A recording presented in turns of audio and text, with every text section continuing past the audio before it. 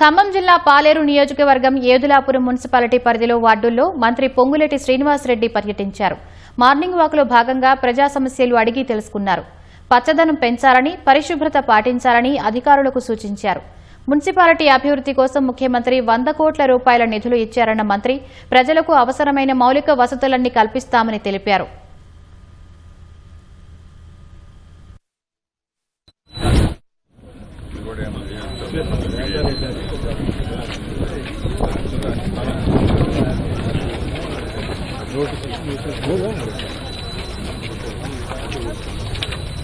ఎరా తల్లి ఆడబిడ్డలేంద్రా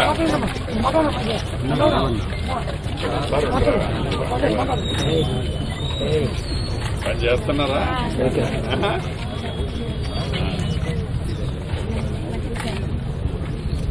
మీకు మంచిగా జనానికి మంచిగా ఉండాలి,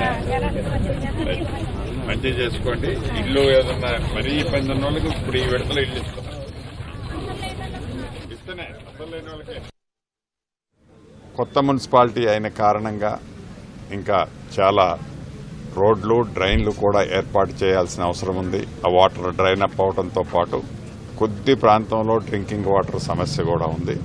ఇది గిరిజన ప్రాంతం కొంత ఉంటుంది, దీంట్లో ట్రైబల్ ఉన్న కాలనీస్ ఎక్కువ ఉంటాయి. అదే రకంగా కమ్యూనిటీ వేజ్ కొన్ని బీసీ కాలనీస్ కూడా ఎక్కువగా ఉన్నాయి.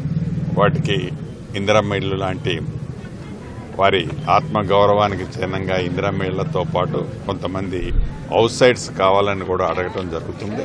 తప్పకుండా దాన్ని ఎలా షార్ట్అవుట్ చేయాలని ప్రభుత్వ స్థలాల్లో ఇప్పటికే అధికారులు ఒక 3-4 ప్లేసెస్లో పార్కులను కూడా డెవలప్ చేసే కార్యక్రమం చేపట్టారు.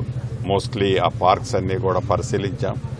ఈ 31కి అట్లా, ఈ ఆగస్టు 31కి ఆల్మోస్ట్ అవి కంప్లీట్ కాబోతున్నాయి.